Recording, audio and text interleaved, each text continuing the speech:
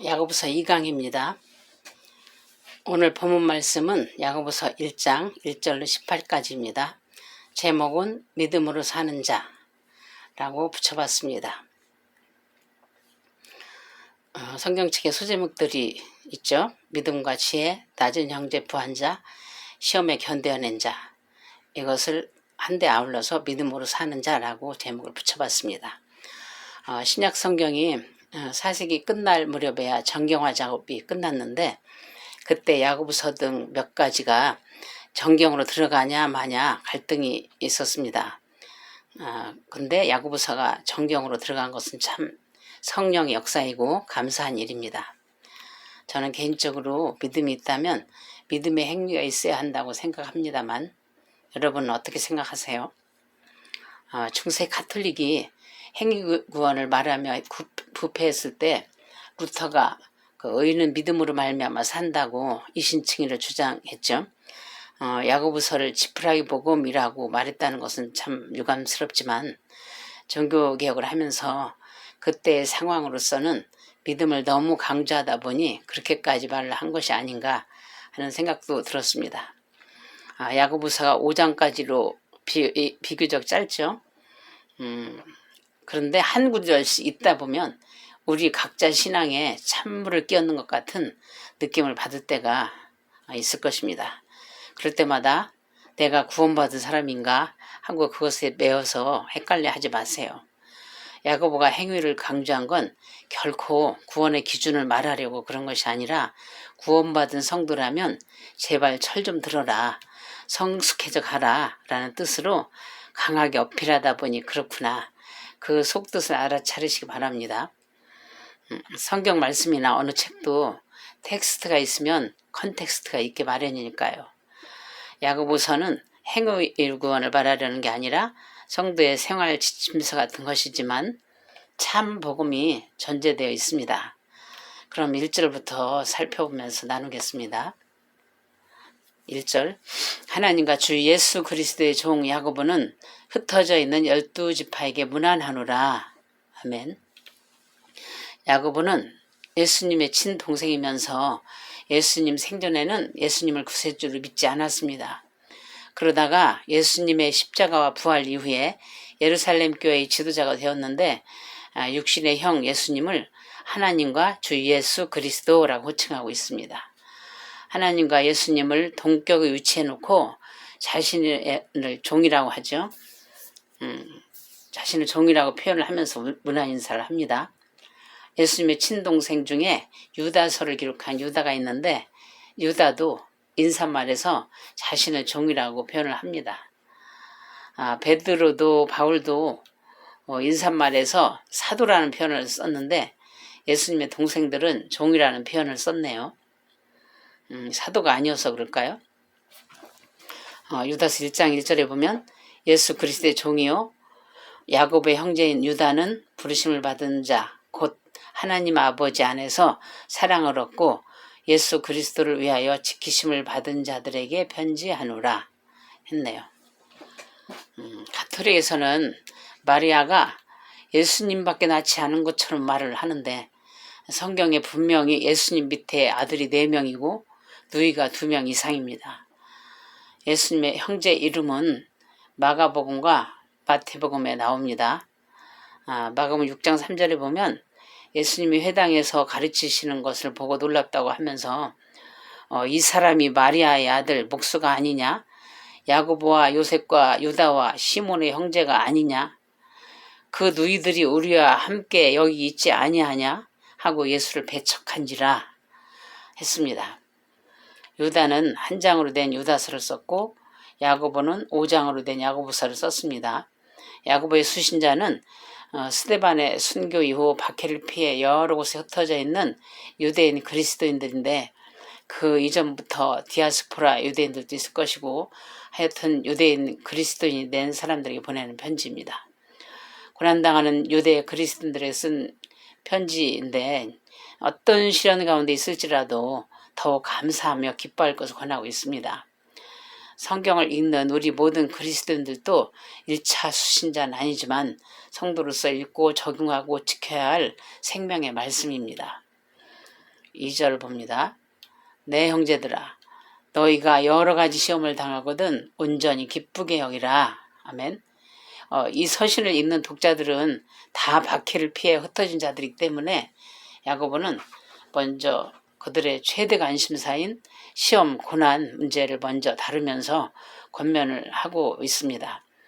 시험하면 하나님이 테스트하는 시험이 있고 마귀가 주는 시험이 있는데 마귀가 주는 것은 타락한 인간 내부에서 생각을 통해 나오는 죄의 유혹입니다. 템테이션입니다.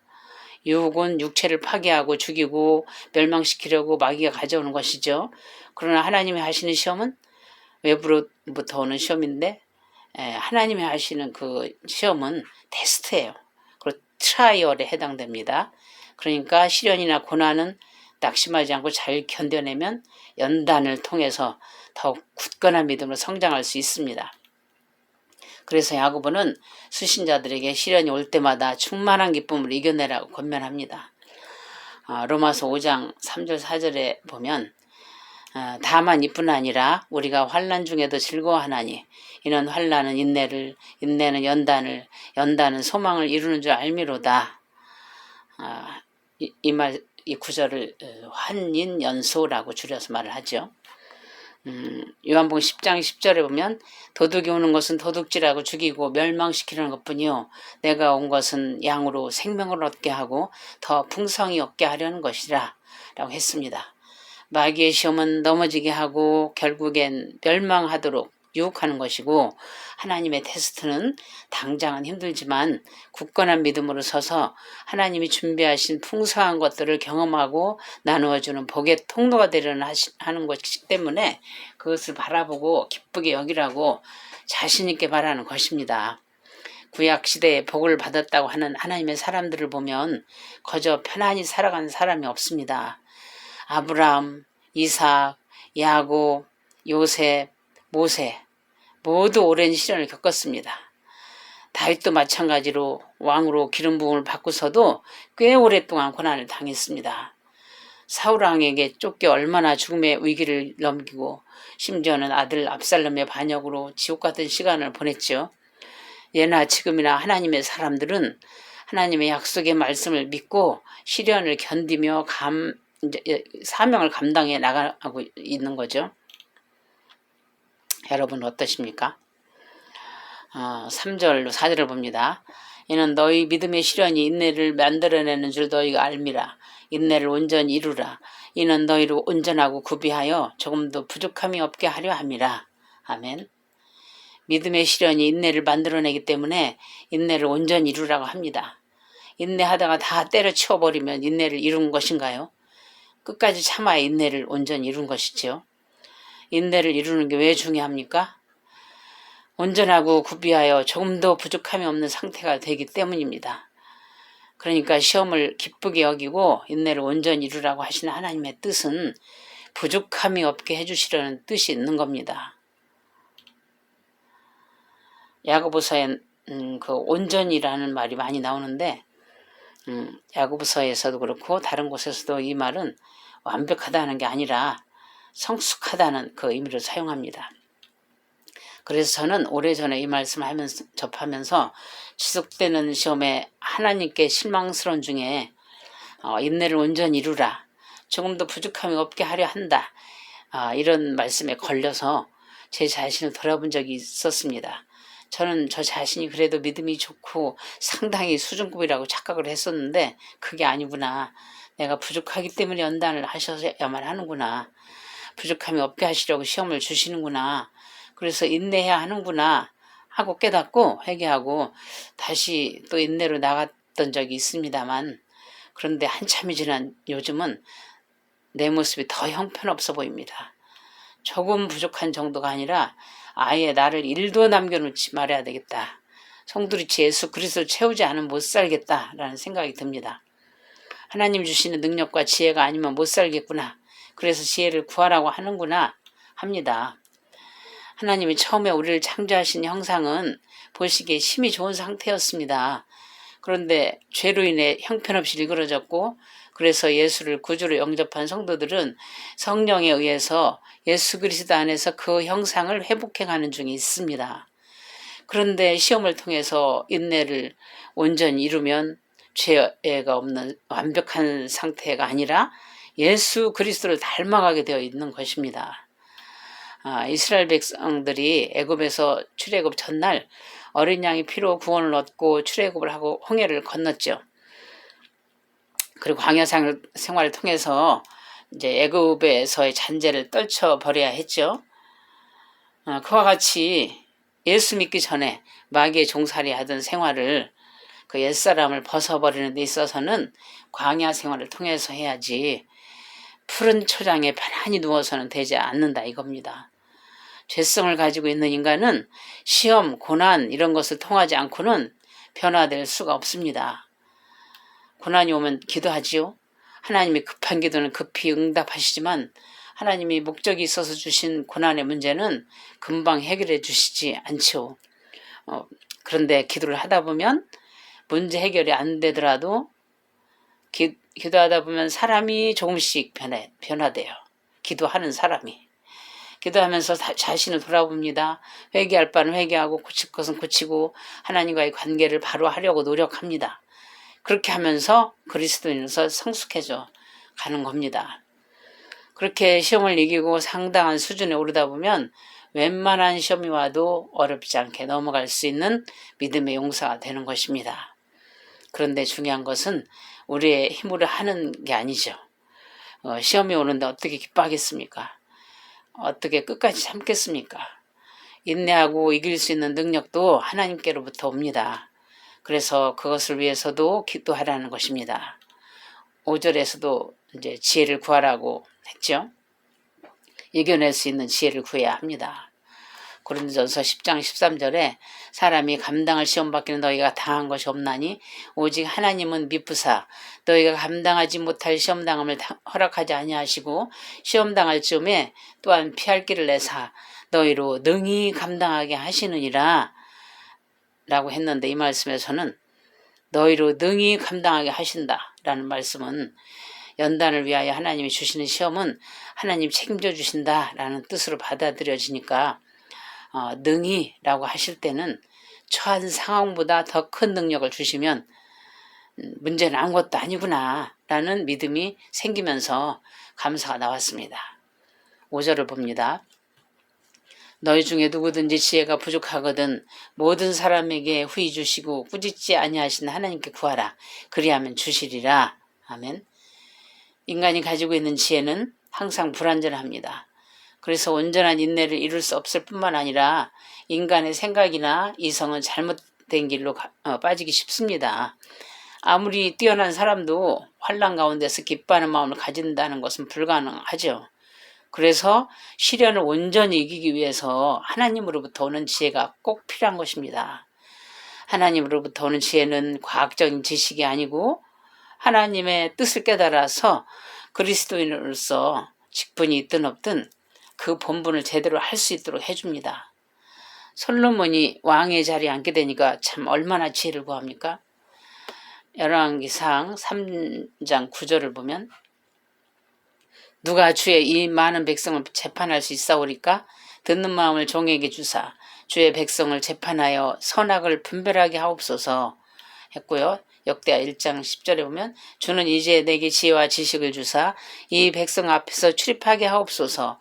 이렇게 많은 주의 백성을 누가 능히 재판하리이까 하니 했는데 천차만별의 백성들이 재판받으러 올 텐데 아무리 궁중에서 왕의 훈련을 받았을지라도 하나님이 주신 왕의 임무를 잘 감당해야 하는데 피해자든 피의자든 그들이 말하는 것을 헤아려 듣고 억울한 사람이 없도록 잘 분별하지 않겠습니까?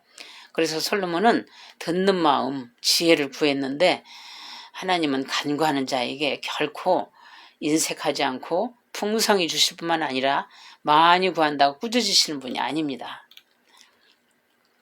6절로 8절을 봅니다. 오직 믿음으로 구하고 조금도 의심하지 말라. 의심하는 자는 마치 바람에 밀려 요동하는 바닷물결 같으니 이런 사람은 무엇이든지 죽게 얻기를 생각하지 말라. 두 마음을 품어 모든 일에 정함이 없는 자로다. 아멘. 응답받는 기도는 믿음으로 하는 것이어야 합니다.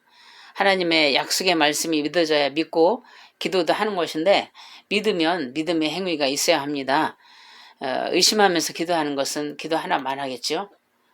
믿지 않는데 왜 기도합니까? 지혜를 구하는 자에게 지혜를 주시는 분이라는 걸 믿고 기도해야 시련을 당할 때 이겨낼 수 있는 지혜를 주셔서 인내를 온전히 이루는 것입니다. 이리 흔들 저리 흔들 요동치는 바닷물결처럼 널뛰게 하듯이 업다운 계속하면서 중심을 못 잡고 두 마음을 품은 자들은 언제라도 떠나갈 준비가 되어 있는 사람들입니다. 이런 사람은 어쩌다가 기도 응답을 받으면 언제 주님을 떠나갈지도 모릅니다. 실제로 병 고침 받고 교회 안 다니는 사람 봤습니다. 저는 언제 어떤 계기로 다시 돌아올지 모르지만 그래서 하나님이 문제를 빨리 해결해 주시면 더 큰 문제가 오기도 하는 것 같아요. 그러니까 하나님은 지혜를 주는 분이라는 그 약속의 말씀을 확실히 붙들고 믿음으로 기도하고 응답을 받고 나서 감사하면서 받아야지 받은 것이 내 것이냐 하지 말아야죠. 하나님께 영광 돌리며 그 말씀을 떠나지 말아야 합니다. 9절로 11절을 봅니다. 낮은 형제는 자기의 높음을 자랑하고 부한 자는 자기의 낮아짐을 자랑할지니 이는 그가 풀의 꽃과 같이 지나감이라. 해가 돋고 뜨거운 바람이 불어 풀을 말리면 꽃이 떨어져 그 모양의 아름다움이 없어지나니 부한 자도 그 행하는 일에 이와 같이 쇠잔하리라. 아멘. 낮은 형제는 자기의 높음을 자랑하라 했는데 낮은데 왜 높음을 자랑하라고 할까요? 그리스도인이니까 그리스도의 자존감으로 살아라 이겁니다. 자신의 처지가 물질적으로나 육체적으로 어떤 어려운 광야 생활을 한다 할지라도 그 낮음을 통해서 하나님이 하실 일들을 바라봐야 합니다. 그리스도를 위해 고난당하는 것을 감사하며 인내함으로써 그 삶을 통해서 그 하나님이 영광 받으실 것이기 때문에 자신의 처지에 상관없이 영광스러운 주님을 자랑하며 살아야 하는 것입니다. 그리고 부한 형제는 자기의 낮아짐을 자랑하라 했는데 부자들이 취할 태도는 무엇입니까? 겸손해야 합니다. 부자가 겸손하긴 어려운 일인데 그걸 하라 합니다. 물질적으로 부유하거나 어려움을 당해보지 않은 부자 그리스도인들은 자신들의 부유함으로 그 영적인 교만함으로까지 갈 수 있습니다. 그러나 그리스도인 부자들은 자신의 부로 자신의 신앙 인격이 높아지게 할 수 있는 것도 아니고 영생을 얻는 것도 아니고 그 부가 영원한 것도 아니라는 걸 깨달아야 돼요. 그래서 겸손해야 됩니다. 마치 꽃이 시드는 것처럼 잠시 가지고 있는 부도 생명도 곧 시들어버린다라는 걸 자각하고 겸손해야 합니다. 이 세상에서의 부귀영화는 풀의 꽃과 같이 지나간다는 것을 철저히 몸으로 느껴야 합니다. 스스로 육신을 쳐서 말씀에 복종하고 나아가는 사람은 그 자체가 보입니다. 그런데 그게 안 되는 사람은 어떻게 하면 좋을까요? 예수님이 부자 청년에게 권면하셨듯이 재산을 팔아서 가난한 자에게 나눠주고 나를 따르라 라고 오죽하면 율법을 다 지켰다고 하는데도 그런 숙제를 내주셨을까요? 그래서 경제적으로나 육신적 건강상 위기가 와서 인간의 한계에 부딪힌 사람들은 그것이 복이고 그렇지 않은 사람들은 화라고 할 수 있을 것입니다. 인간의 완악함 때문에 그렇게까지 해서 코를 꿰어서까지 은혜를 베푸시는 하나님을 찬양합니다. 12절을 보겠습니다. 시험을 참는 자는 복이 있나니 이는 시련을 견뎌낸 자가 주께서 자기를 사랑하는 자들에게 약속하신 생명의 면류관을 얻을 것이기 때문이라. 아멘. 시험을 참는 자가 왜 복이 많은지 이유를 말하고 있죠. 왜냐하면 시련을 견뎌낸 자가 주께서 자기를 사랑하는 자들에게 약속하신 생명의 면류관을 얻을 것이기 때문이라는 거지요. 시련을 견뎌낸 자라는 말 대신에 개역 한글에서는 이것에 옳다 인정하심을 받은 후에 라고 나옵니다. 같은 말이긴 합니다만 금이나 은을 재련하여 정금같이 나오면 기금속으로서 자격을 얻죠. 이것이 옳다 인정하심을 받은 것입니다. 테스트, 트라이얼을 통과하면, 불속을 통과하면 갇히는 보석이 나옵니다. 우리가 처해 있는 상황은 우리에게 필요한 것이기에 우리를 사랑하시는 하나님께서 허락하는 것이구나 라고 생각을 해야 될 것 같아요. 고난이 끝이 안 나는 것 같아도 꼭 운동 경기에서 출발을 했으면 언젠가는 결승점에 도달할 때가 오겠지요. 그래서 운동 경기에서 끝까지 완주하는 것, 시험과 박해 속에서도 끊임없이 주를 사랑하는 자는 생명의 멸류관을 받게 됩니다. 아멘. 13, 14절을 봅니다. 사람이 시험을 받을 때 내가 하나님께 시험을 받는다 하지 말지니 하나님은 악에게 시험을 받지도 아니하시고 친히 아무도 시험하지 아니하시느니라.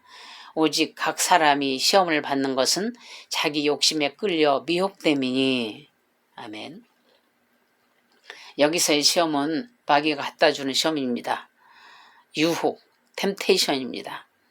유혹은 하나님에게서 온 것이 아니죠. 아담 할아버지로부터 물려받은 유전인자인 그 악한 죄악의 기질과 욕심에 미혹되어서 생기는 거죠. 사람이 자기 욕심에 끌리는 걸 거부하지 않고 마음에서 오케이 하고 받아들이니까 유혹에 빠지는 것입니다. 마귀는 유혹하는 데 있어서 빈부 귀천 사람을 가리지 않습니다. C.S. 루이스의 스크루테이프의 편지라는 책이 있어요. 거기엔 스크루테이프라는 상급 악마가 적합벌되는 하급 악마에게 인간을 어떻게 교묘하게 유혹해야 할지에 대한 그런 조언을 해주는 내용이 나와요. 근데 읽어볼 만한 책이더라고요. 마귀는 예수님도 유혹했죠. 마귀는 대개 각 사람마다 가지고 있는 약점이나 장점을 교묘하게 이용합니다. 마태복음 4장에 보면 예수님이 금식하시고 배고픈 틈을 타서 이 돌들로 떡덩이가 되게 하라 하니까 예수님 뭐라고 물리치셨습니까? 신명기 8장 3절에 말씀을 인용하셨죠. 사람이 떡으로만 살 것이 아니요 하나님의 입으로부터 나오는 모든 말씀을 살 것이라 라고 하니까 마귀가 또 성전 꼭대기에서 네가 만일 하나님의 아들이거든 뛰어내리라 라고 하면서 성경을 또 인용합니다. 시편 91편 11절 12절을 인용하여 그럴듯하게 유혹을 합니다. 그가 너를 위하여 그의 사자들을 명하시리니 그들이 손으로 너를 받들어 발이 돌에 부딪히지 않게 하리로다. 그러자 이제 예수님이 또 신명기 6장 16절 말씀을 물리치시죠. 주 너희 하나님을 시험하지 말라 하였느니라. 그러니까 마귀가 또 세 번째 유혹합니다. 예수님을 지극히 높은 산으로 데리고 가서 천하만국과 그 영광을 보여주면서 만일 내게 엎드려 경배하면 이 모든 것을 네게 주리라 라고 하자 예수님은 사탄아 물러가라. 기록되었으되 너희 하나님께 경배하고 다만 그를 섬기라 하였느니라. 그러자 마귀가 떠나가고 천사들이 나와서 수종들었다고 기록하고 있습니다. 우리도 유혹이 올 때 말씀으로 물리치고 예수 이름으로 명령하며 마귀를 쫓아내야 합니다. 틈을 보이면 계속 더 깊은 유혹으로 끌고 갑니다. 그러다 보면 그 욕심을 마음에 품다 보면 이제 심각해지는 것입니다. 15절을 보겠습니다. 욕심이 잉태한 즉 죄를 낳고 죄가 장성한 즉 사망을 낳느니라. 아멘. 마음속에 욕심을 품었는데 행동으로 옮겨지지 않았다고 해서 죄가 아닌 것이 아니죠. 욕심을 잉태했으면 임신을 하면 몸속에 아기가 있듯이 죄를 마음속에 가지고 있는 것입니다. 욕심을 잉태했으면 언젠가는 낳게 되어 있고 자라게 되어 있고 결국은 사망이라는 겁니다. 죄는 죄를 낳는데 사람이 그 죄를 끝까지 회개치 않는다면 그 죄의 결과는 죽음이기 때문에 지옥 형벌로 가는 것이죠. 어쨌든 죄는 속에 있든지 밖으로 나왔든지 죄입니다. 죄란 처음부터 하나님으로부터의 분리를 의미하고 영적 사망을 잉태하고 있는 게 죄입니다. 로마서 6장 23절에 죄의 싹은 사망이요 하나님의 은사는 그리스도 예수 우리 주 안에 있는 영생이니라 했습니다. 예수 그리스도를 믿는 우리는 사망에서 생명으로 옮겨온 자들입니다. 아멘. 지금 잉태하고 있는 죄가 있다면 회개하고 성령의 불칼로 도려내고 예수 그리스도의 피로 씻음 받으십시오. 16절 18절 봅니다. 내 사랑하는 형제들아 속지 말라. 온갖 좋은 은사와 온전한 선물이 다 위로부터 빛들의 아버지께로부터 내려오나니 그는 변함도 없으시고 회전하는 그림자도 없으시니라. 그가 그 피조물 중에 우리로 한 첫 열매가 되게 하시려고 자기의 뜻을 따라 진리의 말씀으로 우리를 낳으셨느니라. 아멘. 그래서 그리스도인들은 시험 유혹받을 때 그 시험이 하나님께로부터 온 것이라고 착각하지 말아야 합니다. 왜냐하면 하나님 아버지께로부터 내려오는 것은 항상 좋은 것이기 때문이라는 거죠. 각양 좋은 은사와 온전한 선물이 다 위로부터 빛들의 아버지께로부터 내려온답니다. 지혜가 부족한 자에게 후히 주신 하나님은 좋은 은사와 선물들의 공급자이십니다. 모든 것이 변한다 할지라도 하나님께서 그리스도인에게 베푸시는 그 은사와 선물은 변함이 없으십니다. 18절에서 자기의 뜻을 따라 진리의 말씀 우리를 낳으셨느니라 라고 했는데 사람을 창조하신 하나님의 뜻이 무엇입니까? 창조의 목적이 무엇입니까? 간단하게 말하면 하나님의 영광을 위하여입니다. 이사야 43장 21절에 이 백성은 내가 나를 위하여 지었나니 나를 찬송하게 하려 함이니라. 고린도전서 10장 31절 그런즉 너희가 먹든지 마시든지 무엇을 하든지 다 하나님의 영광을 위하여 하라 라고 했죠.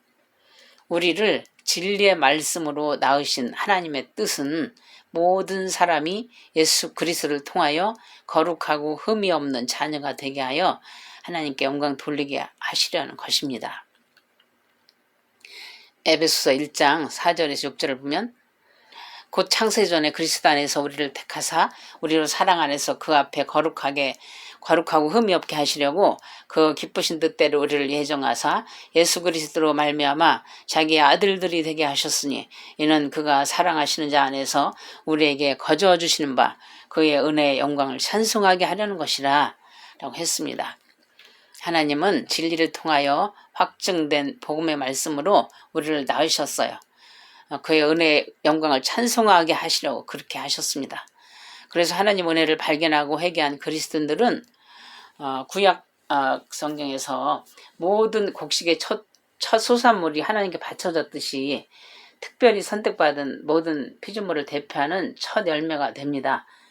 그것은 첫 열매가 되는 그리스도인 한 사람으로부터 시작해서 또 다른 열매를 주렁주렁 맺기 위해서인 것입니다. 부활의 첫 열매가 되시는 예수 그리스도를 믿는 모든 성도들은 모두 첫 열매입니다. 그래서 시험 받는 것은 그러니까 템테이션 유혹을 받는 것은 사람이 자기 욕심에 끌려서 미혹되는 것이지 결코 하나님이 주시는 게 아니니까 속지 말라 이겁니다. 오늘 야고보가 본문을 통해서 교훈하는 말씀을 정리합니다. 믿음의 시련을 당할 때에 성숙한 그리스도인이 되기 위하여 인내를 온전히 이루라 하고 합니다. 각양 좋은 은사와 온전한 선물이 다 위로부터 빛들의 아버지께로부터 내려오니까 그분께 지혜와 능력을 구하라 라는 것입니다. 낮은 형제 부한자도 예수 그리스도를 영접하고 하나님의 자녀가 되어 살아가는 성도라면 예수님의 그 생명이 있는 살아있는 생명체이기 때문에 자라가는 것이 정상입니다. 그런데 자라나지 않고 항상 갓난아이로 있다면 병이 든 것입니다. 믿음이 부족하고 연약하여 넘어질 수는 있지만 예수 생명이 있는 사람은 바로 일어납니다. 그러나 넘어져서 죄와 야합하여 그것이 지속적으로 이어진다면 예수 그리스도를 믿는 믿음으로 사는 사람이라고 말할 수 없습니다. 그래서 믿음과 행함은 동전의 양면처럼 항상 함께 가야 하는 것입니다. 우리 신앙 여정에 있어서 우선 시험을 만날 때에 마귀의 시험인지 하나님이 하시는 시험인지 잘 분별해야 합니다. 우리는 항상 수평적으로 인간과의 관계가 있고 수직적으로 하나님과의 관계가 있는데 어느 모로나 그 원망 불평하지 말고 감사하는 태도를 취하십시오. 인간과의 관계에서는 항상 배후에 숨어서 멸망의 길로 유혹하는 마귀를 대적하면서 싸워야 합니다. 하나님과의 관계에서는 우리를 창조하시고 보시기에 심히 좋으셨더라고 하신 하나님은 예수 그리스도 안에서 항상 좋은 것을 유업으로 주시는 분이라는 걸 믿고 감사해야 합니다. 우리를 구원하시려고 십자가에서 물과 피를 다 쏟으시고 다 내어주신 하나님의 사랑을 믿는다면 목숨을 다하여 하나님을 사랑하고 이웃을 내 몸같이 사랑할 수밖에 없습니다. 이것은 주님께서 세우신 그 율법의 핵심되는 강령입니다. 믿음으로 사는 자는 시험과 고난을 견딥니다. 어떤 고난에도 하나님은 좋은 것을 주시는 분이라는 거 잊지 마십시오. 기도로서 하나님께로부터 받은 능력과 지혜로 시험을 이기십시오. 하나님과 이웃을 더욱 사랑하십시오. 그렇게 되어지는 성령의 강권적인 역사가 있기를 주 예수 그리스도의 이름으로 축복합니다. 아멘.